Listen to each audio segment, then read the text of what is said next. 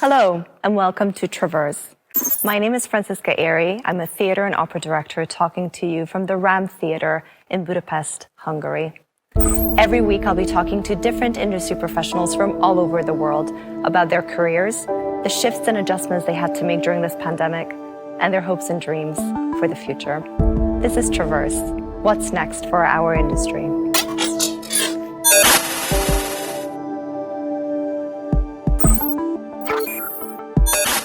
Today's guest is award-winning Dutch actor Hans Kesting, who has been performing with the world-renowned ensemble Internationaal Theater Amsterdam since 1987.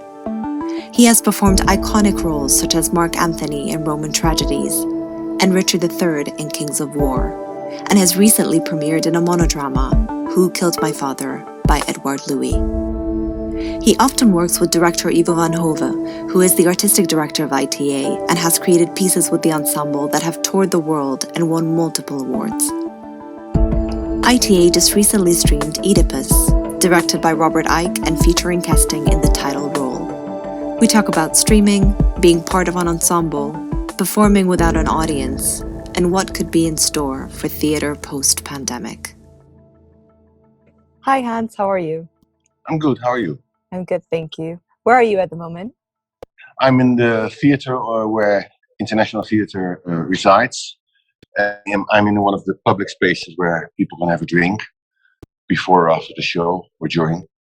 The Royal Foyer. Is it foyer in English? Yes, foyer. Foyer. That's where I am. Wow, and it must be so weird it being so empty right now. Well, after a year, you're used to it, no? I mean, it's more than a year now, so yeah, but it feels a bit sad every time, when you enter. Yeah. Definitely. How has this year been for you, this pandemic so far? Well, actually, I've had quite a good year because I was the first actor to premiere again last year with a play. I did a monologue directed by Ivo van Hove, and it was postponed a few times because of COVID. But then finally we opened on the 1st of June last year. And then I played here in our own theater for 2 months. And then I started touring a bit. So I played quite a lot, actually. In June for 30 people and in August for 200. But then COVID struck again and then it was stopped. And now I've only done live streams up to now. But I hope and pray that we can show our work again for a live audience in June. And it must have been very different going from the lockdown to a live audience. What was that like as an actor? Well, the lockdown wasn't happening for such a long time. We started in May. I opened in June. So yeah, we were very eager to show that monologue. I mean, we had to postpone it already 3 times. Originally, we would premiere in Antwerp because it was a co-production with the theater there. But that didn't work out, so because of COVID. So yeah, we were all ready to. I was very ready to, and Ivo as well, and his team to work on that piece. So we did for 14 days, and then we opened. It was a big success, and it was lovely. Yeah, it was strange playing for 30 people. I mean, there's a strange atmosphere in the house, but I was very happy that I could do something on stage again. And the people who watched it also were, to be able to be in the theater again. Yes, I can imagine. And were they socially distanced? Was it a socially distanced audience? Yes, there was a whole... ITA took care of that in a very professional way. People had to were tested with the, how do you say? Thermometer, yeah. And then they had to were brought into the theater one by one, and so it was very well organized. And how did that affect your rehearsals as well? Did you have to rehearse differently? No, there was only as much people that were absolutely needed for our rehearsals. We were a small team to begin with. We were, of course, aware of social distancing, but I can't say Ivo and I or Jan Verstijf, the set designer, or the assistant director, never got too close to each other. I mean, that's impossible. But fortunately, no one got infected, and no, but it wasn't a thing when we were rehearsing. I mean, when you rehearse, you rehearse. Yes, and what is that like? Because you work with Ivo van Hove a lot. Could you tell us a little bit about your process and how you two work together? I know him for a long time, of course, so there's an enormous trust between Ivo and me. What I like about him, what I admire about him, is that he is always extremely well prepared. So he knows what he wants, and he knows how to explain his vision to all the people involved in the production we're doing. So everybody knows that's where we're heading. When you work on a scene, he gives you all the freedom to figure out what has to be done in that scene. He explains to you how he sees that scene, what he thinks should happen, but he leaves it up to you to get there. And so he gives you time. He knows how to wait. I think that's an important thing for a director. He doesn't immediately jump up when you're not doing what he hopes you do. And when you get stuck, yeah, he's very good in getting you moving again. Yeah, I like the fact that you always go deep in Ivo's productions. There's always emotional depth and extremities in how we play emotions. I mean, the stakes are always high when you see an Ivo van Hove play. And then, of course, there's the set design by Jan Verswijvel, the lighting and the use of live video and soundtracks. I mean, it's the whole salad, I would say, that makes it worthwhile, so special to work with him. The thing I like most about him is the fact that he knows what he wants, he explains what he wants, and he gives you all the freedom to get there. And often he gets more than he hoped for, because I mean we are used to really dive into the to rehearsals and to go far. And you come with your lines memorized already to the first rehearsal. Yeah, right? yeah. That's the thing we used to. And you mentioned that he allows you to have time. How long is usually a rehearsal process with ITA, or does it vary from project to project? Well, it's actually very well organized. I mean, we always start at, let's say, 10:30. Then you do quick run-throughs of scenes that are going to be done today, like the lines. Then Ivo enters at 11. Or yeah, a bit before 11. And then basically the door closes and we start. Until 1, there's a lunch break. 1:30 we resume until 4, and then the rehearsals are done. I mean, and then we create every production in less than 8 weeks. Wow, that's fast. Yeah. Ivo is extremely efficient in the way he works, and we are used to that efficiency. So I mean, we get lots of work done in that few hours that we rehearsed. And of course, well, I don't know for every actor, but I'm an actor who, when I'm done with rehearsing or before rehearsing, when I walk my dog, I go through the things I did yesterday. I think about things I'm going to do today. So you're always busy with the creation of your character and of the whole play. And because you are part of a repertory theater and a part of a company, you have to keep those different roles in your head while you're rehearsing. Is that correct? How do you juggle all those different roles? Well, people always admire that about actors, that they can learn lines, and when they have many lines, it's an enormous achievement. But I mean, it's the least interesting thing about the trade. I mean, you just have to learn lines, and the fact that I have to know many plays, yeah. It's not a problem for me, but I mean, I can only speak for myself because I know that other people have more difficulties with it. But I mean, but we are so used to the system of productions coming back on the repertoire, and then you have to come prepared again with all the lines. You have to, if you want, you can see a video of the production to memorize a bit, to see again how things happened. I never do that. But basically, it's just you keep the things in the archives of your mind. I mean, like now, I mean, this monologue that I talked about. I mean, I have to keep on repeating the Dutch version for when I have to play it again, and I'm also learning the English version when I'm going to go to London to play it. So, but I mean, also fun to do it. I mean, this is the monologue. Who killed my father? Yes. That you're talking about. Could you tell us a little bit about your process with it and with the role? Well, Ivo works once in a while. He likes to work on the, how do you say that, square millimeter in the rehearsal space. So not the big productions like Roman Tragedies or Kings of War or the West Side Story in New York. But then he likes to work with one actor or actress, very concentrated on a monologue. He did it a few times before, and 2 years ago he asked me. And then it was a matter of finding the proper material. Then he met Edouard Louis, the writer of this piece. And he was very enthusiastic about his work. He told me that he wanted to do the third book Edouard Louis wrote, Who Killed My Father? And he asked me to read it, Ivo. I loved it. I saw it as a theater play already. So then we were on the same page and we just started rehearsing.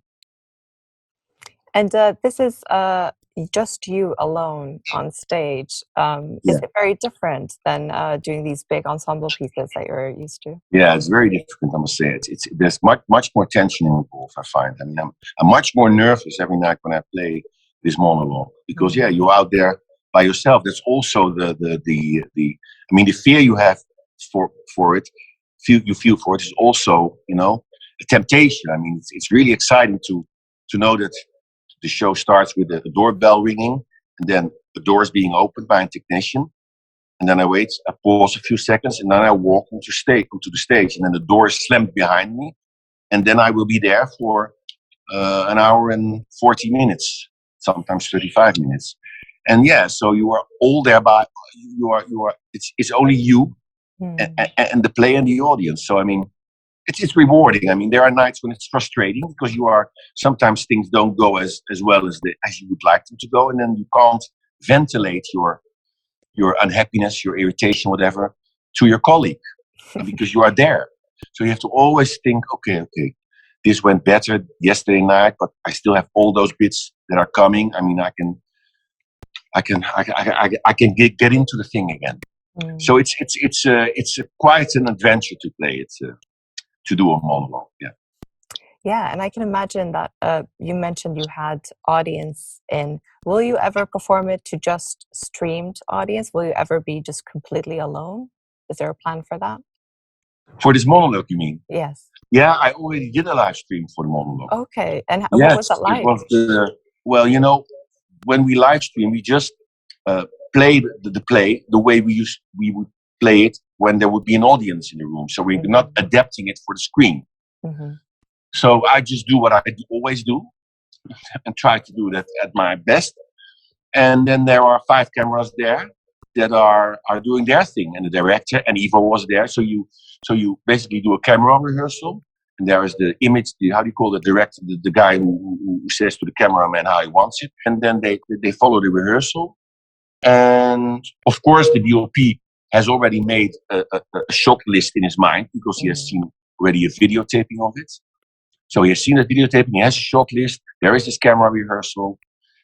And then you just you do the camera rehearsal on the day of the live stream. So between 3 and 5 camera rehearsal and then 8 o'clock live stream. And I mean, it's not really different. I mean, you just play the play like you always play it. And the fact that there aren't people there is not bothering because the people are watching at home. And when you play, you're not busy with the audience, actually. You're just busy with yourself, myself, in this case, or my colleagues. That's very true, yes. And on that note, you recently did Oedipus, directed by Robert Icke, which was streamed. Yeah. Congratulations on getting through such a massive piece for a streamed audience. Can you tell us a little bit about what was that like? The live stream, you mean? Yes. Yeah, that was, of course, the same mechanics. I mean, text rehearsal, like I just explained. But then, it's more nervous because you're a group of actors, and everybody has his own way of coping with the tension of doing a live stream. And right now we are in a situation that ITA decides, okay, we're going to do a live stream of Oedipus. So then we have one rehearsal on Friday, and then on Sunday camera rehearsal, and on Sunday night the live stream. So there's lots of pressure on it. In the future, it will be so that we do a run of Oedipus here, and then the 7th show will be the live stream. So then the mechanics of the performance are in everybody's body and mind again. Yeah. That's the most difficult. The most difficult about it. Yeah, because there's almost like this massive pressure of just this one-time thing, and it's also filmed, and your audience is so much wider as well, because ITA, you guys go to different countries all the time, but here everyone can tune in at the very same time. Yeah, exactly. But it went well. I mean, it went well, so we were happy. But I think it's going to be easier when it's going to be done in a run of a week, and then the last night is the live stream. That's a bit more relaxed. But we are extremely happy that we can still show our work in that way, because it's an enormous success, those live streams. And you mentioned that the plan of reopening. Have you guys talked about when will that happen in Amsterdam, and when will you be allowed to perform? All up to the government, of course. Now the lockdown and the curfew have been prolonged again until, I think, half May. Everybody really hopes and prays that when vaccinations are getting more and more distributed, we will be able to perform for a live audience again in June. That means that I will be playing. My next production is going to be an Ivo van Hove production again. It's called Age of Rage, a few Greek tragedies made into one show. So everybody's hoping that then we are allowed to have people. But right now there are other productions rehearsing, and it's already clear that they probably won't open now, because you cannot have people in the room. And because that's similar to Hungary, we have a lot of repertory theater companies here as well, and they kept on rehearsing during lockdown, almost like stocking up on these productions, but never performing them.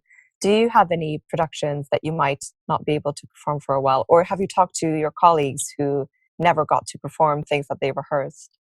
Yeah, fortunately, I haven't been in that situation until now, but other colleagues of mine, many have been. I mean, there's a production of Romeo and Juliet that has been rehearsed and was ready for premiere, but got premiere.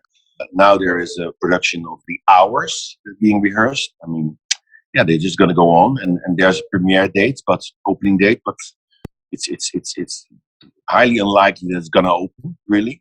Yeah, but then people are motivated still, because everybody is happy.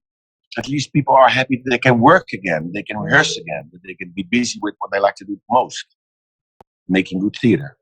There's a bit of frustration that it can't be shown, but the joy of being able to work, at least, is a great one. Yeah. And how much do you think of that is down to the fact that you're part of a company? Because being a freelancer actor must be completely different right now in the pandemic. Yeah, of course. I mean, I think Holland has about 1,500 actors, and only 40 of them have a permanent contract. I'm one of those 40, so you can imagine the rest is all freelance. So you've heard terrible stories already at the beginning of COVID, that people saw their whole yearly income basically evaporate in a matter of days because productions were cancelled. That's terrible, of course. Performing artists who are on the stage, but also technicians, musicians, you name it. But yeah, I'm here with ITA. I have this permanent contract with my colleagues here. 70% of the ITA staff has a permanent contract. So yeah, we get a monthly salary, which is, of course, it gives a quietness in your heart. So we are blessed, if I could use that word, because it's silly to say that. But I mean, but for other people, for the freelancers, it's like everywhere. Like I guess in Hungary, it's devastating. Definitely, I think one of the biggest realizations for many of us was that actually repertory theater is a really good system when it comes to actually having people in-house and being able to be more flexible within a team rather than just being out in the wilderness as a freelancer artist. Yeah. I just wanted to ask you, like, because ITA is one of the only companies like this in Holland. Is that right? Yeah. Could you tell us a little bit about like your journey with ITA and how you got involved with the company? Oh, well, that's basically telling my life story, which I'm not going to do because it takes ages in a foreign language. Many years of my professional acting life have been here in this building. And this company that is called ITA now, was started in 1987. At that time, it was called Toneelgroep Amsterdam. And it had another artistic director. But I was a young actor at that time. And I started to work here. I also left after a year because I wasn't happy. In 2002, Ivo became the artistic director here. And I wasn't part of that ensemble. And then Ivo asked me back. He asked me, "Do you want to come and work with me again here?" And I was very ready to do that. So I've been now here as a member of the ensemble since 2002. So that's the longest time I've been here. Do you feel like it's changed a lot since you joined? It has changed in a way that actors went and came. You know, the group changes, but old actors go. People want to go freelance again. People are not happy with the fact that when you're part of an ensemble, you can't control your own agenda. I mean, the company decides what you do. Mm-hmm. If you want to work more in films and TV, it's difficult, and you have to take unpaid leave. Or there's the matter that, of course, you have young actors who are young families, wife, children. You want to spend more time with your child that's growing up. Yeah, that's difficult when you are a member of an ensemble. But I mean, we still have an amazing group of actors, and what hasn't changed is Ivo's determination to lead this company. His vision. That's always, he always has this vision with which he can inspire us. And I mean, he's been here artistic director now for 21 years, but there's not 1 inch of energy gone, lost in him, or his partner, Jan Verswep, because they are a team. Huh? Yeah. So I mean, the company is very vibrant, and that vibrant feeling has always been a part of the core of Internationaal Theater Amsterdam. So it changed, faces changed, but the energy, what we want, still is the same. And you have many hits. I mean, just a couple of my personal favorites, like Roman Tragedies or Kings of War. When you have a play for a long time on your rep, does that change? Does the work you feel change every time you revisit it? Yes, that's a nice thing. Well, it can be a nice thing. I mean, you can meet an old production again and start to work on it. And when you play it, you feel, things have sunken in more, or I understand this moment much more. But you also have, that's always a danger in a theater, that things become mechanic on stage, things become sloppy a bit, or the original cast can't play anymore, so a new actor or actress has to come in, who has to get to learn and feel how the show is. But most of the time, I find it a joy to revisit old production. But it's not. It's never years ago that we played the play. I mean, Roman Tragedies I did for the last time maybe 3 years ago. Kings of War 2 years ago. So that's not so very long. But I always like it personally to say, we're going to do that again. Okay. It's like traveling back in time. Yeah. And do you think the audiences have changed? We talk a lot on this show about how the pandemic has digitalized a lot of theater. The way we enjoy theater has changed. Do you think this pandemic will have a long-lasting effect on theater goers? I think what I hope is, what I dream about is that the effect of the end of the pandemic will be a sort of a renaissance in people wanting to enjoy the arts live, be it a theater play or a concert or ballet or what have you.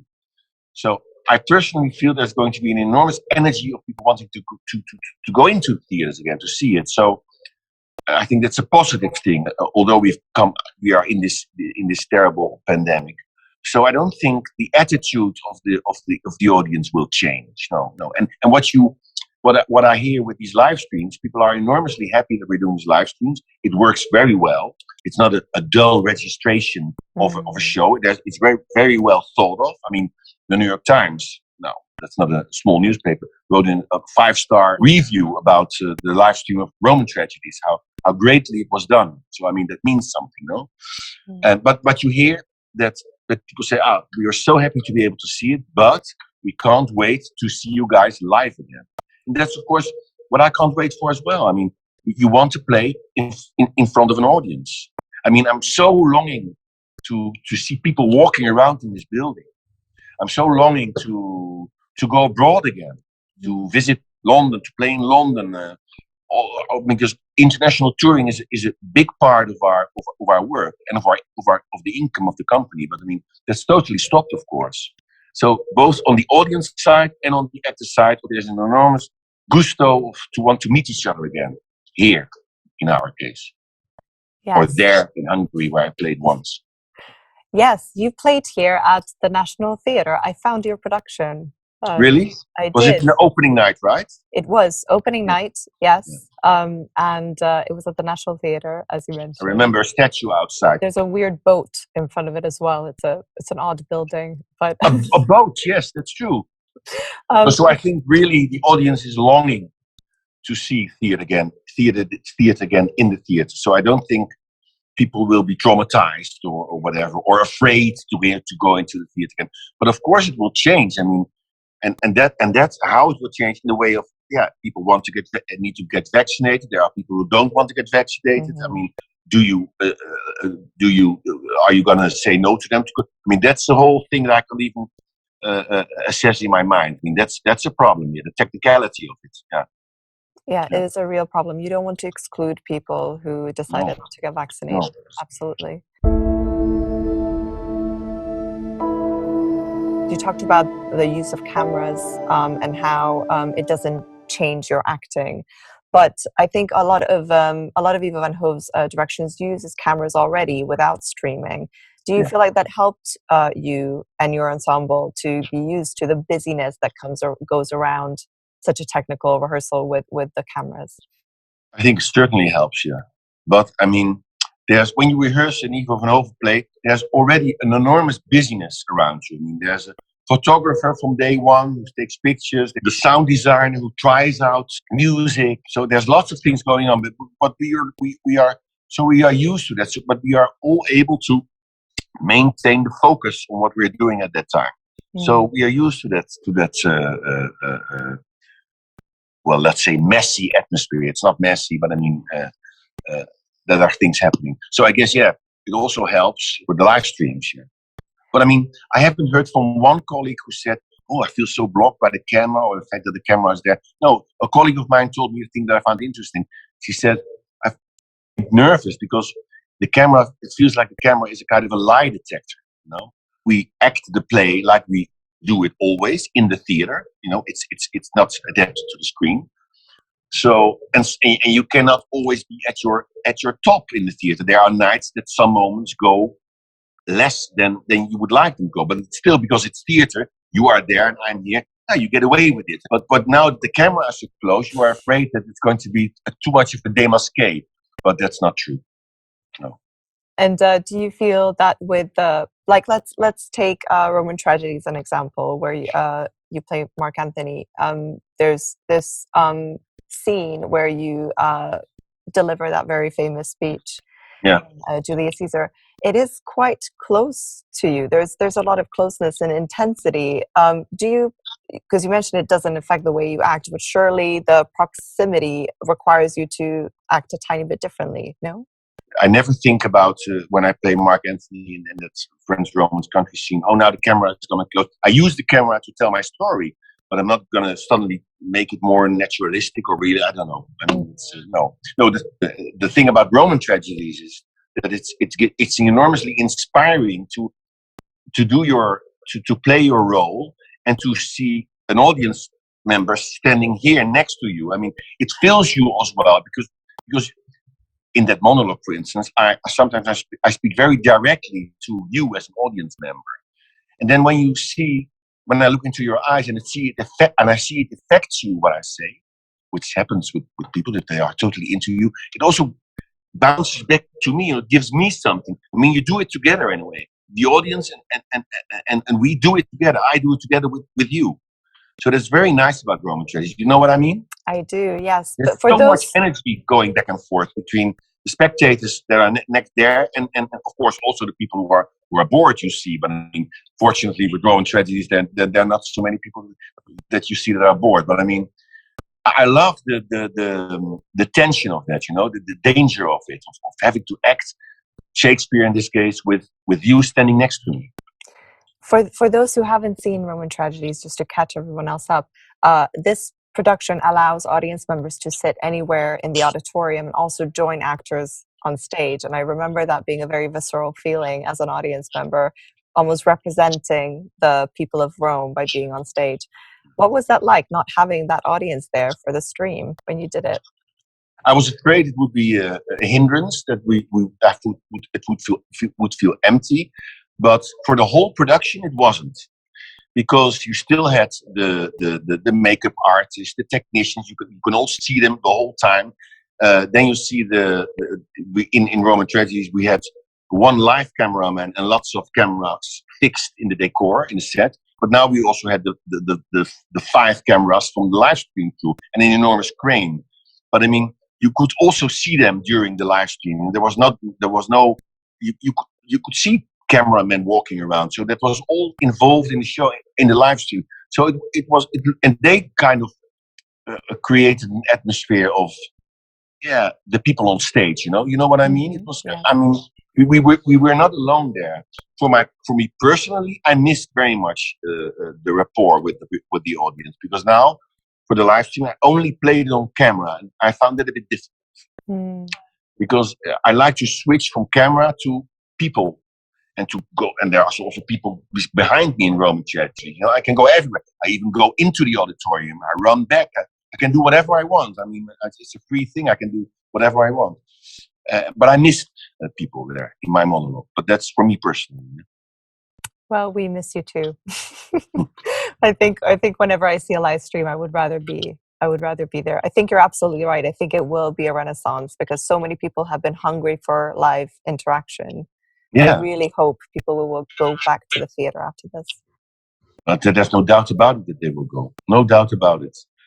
And at the same time, for our company, I'm happy that this live stream is such a success, because we were supposed to do it this year before we ever knew anyone knew COVID would hit us. We were going to do live streams this year, but now because of COVID, it has been, it became quicker a reality in our lives, these live streams. And I'm happy that they work and that people like it.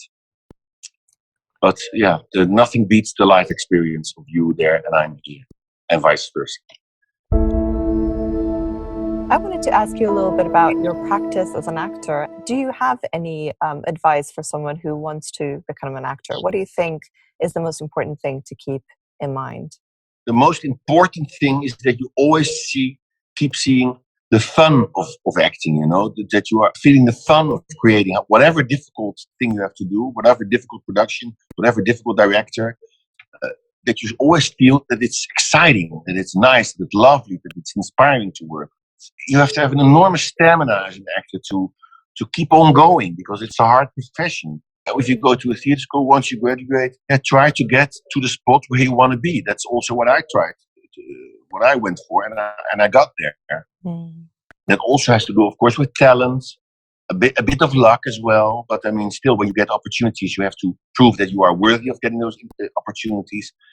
So yeah, you have to have stamina to go on, keep the faith, keep feeling the joy in whatever nasty things, negative things can happen to you, and give yourself time. I mean, when I graduated from the academy, I was so ready to comment like a star and to say, "Here I am, see me, feel me, grab me, love me." And I mean, that wasn't the fact. I was a very successful student, if I can say it like this, but I was very unsuccessful in my beginning as an actor. But you have to give yourself 7 years to feel the theater practice, to see, okay, this is how it goes.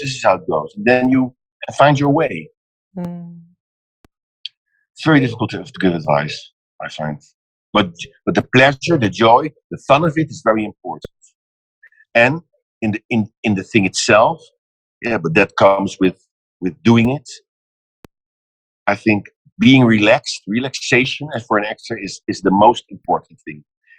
Although the situation of acting is bizarre, because you are there, I'm here, I'm trying to make you believe that I'm Marc Antony, I'm trying to go into the text as deep as possible. Maybe I cry, those tears work, but am I crying because I'm so possessed by this text of Marc Antony, or am I crying because something terrible happened to me today? It doesn't matter. I mean, whatever works for that moment works. But I mean, those things all the good things come out of relaxation, with acting, with dancing, with playing soccer, with making music, with singing.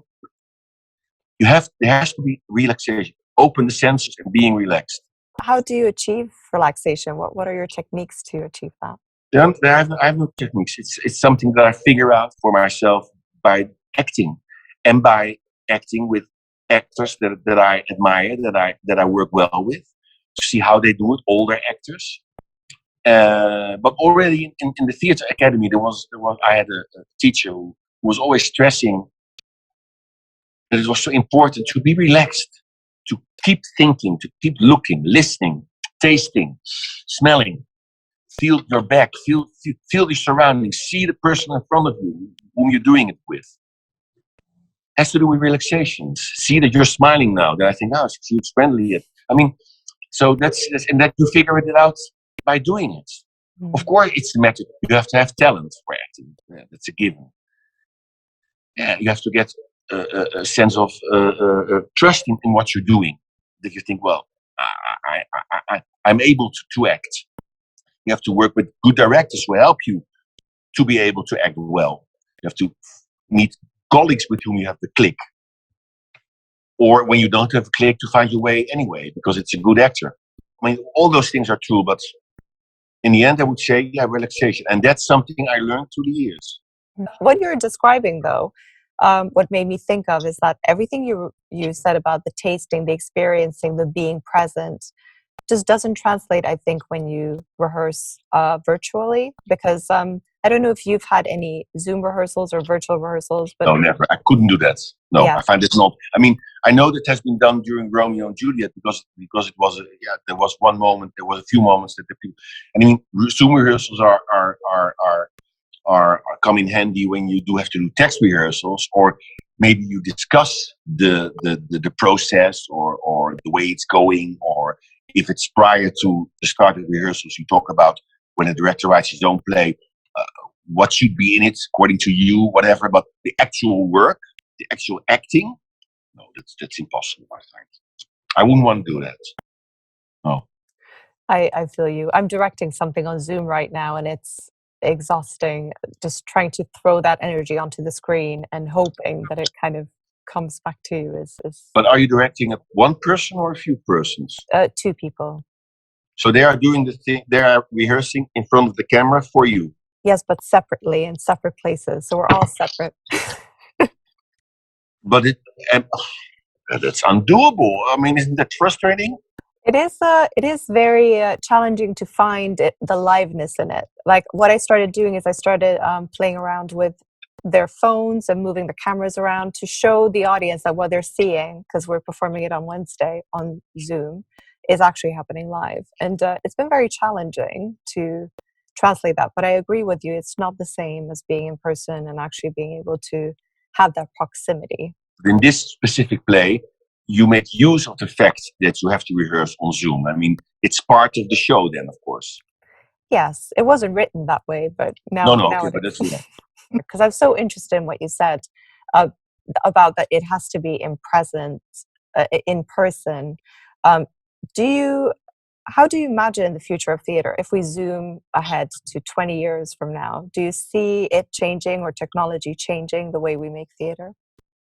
Technology for sure changing. I mean, like the use of video or what have you is only going to go on and on and on and on. I mean, I think already now they can create 3D of how do you call it, the persons who are. How do you call that? I mean, I'm very bad with those. You mean a hologram? Is that what you mean? Yeah, holograms. Like, I mean, a hologram. That's the word. Yeah. So, what's going to happen with that? But I mean, the core of playing Oedipus and finding out your wife is your mother. I mean, that will always be between an actor and an actress, trying to make that moment happen, and an audience member seeing that moment and being grasped by it or not. But I mean, I don't think in that way theater won't change. I don't think so. There's always going to be a need for live actors telling a story for a live audience. Because people always want, because it's wonderful to be in this concentration, to be sitting there in the dark and then the curtain opens, and then this thing has happened there uniquely for you. And it will never be the same. Next night, it will always be different. But this night, it's going to be, it's a unique experience for you and for us. I don't believe that's ever going to change. No. That's a perfect ending to our interview, I think. I'm going to go away with that, feeling very motivated to get live theatre back on track. I have only one last question for you, Hans. I have this magical empty theatre here in Budapest. If you were here with me and if anything were possible, what would you like to make happen in this space? Well, since you have had such a hard time rehearsing on Zoom, I would like to jump on theater with you and work on something. I mean, do something, work. I would like to work, and I would like to feel your presence, see you as a person, how tall you are, how small you are, and how the theater is, and then just in that space do something. Or do a Marina Abramovich moment that we're both going to look at each other, and because now we are there in real time. You're not on a phone. I'm not on your phone, but we are there. I can see you, feel you, smell you, hear you, breathe, look into your eyes, and just see what happens then. I always loved that Marina Abramovich. How do you say, the exhibition or production? Yeah, the artist is present. Is that exactly? Lovely? Yeah, lovely. So yeah. Great. So now it's all settled. You said it on camera. We're doing a Marina Abramovich piece here in Budapest. Yeah. I'll send you the details and we'll set that up. Perfect. Thank you so much, Hans, for coming on Traverse. And best of luck with your rehearsals. Best of luck with your productions. And I really hope Amsterdam will open again so you can see a live audience soon. Same hopes for you there, Nelly. Thank you. Thank you for joining us for Traverse. And please join us next time to see what's next for our industry.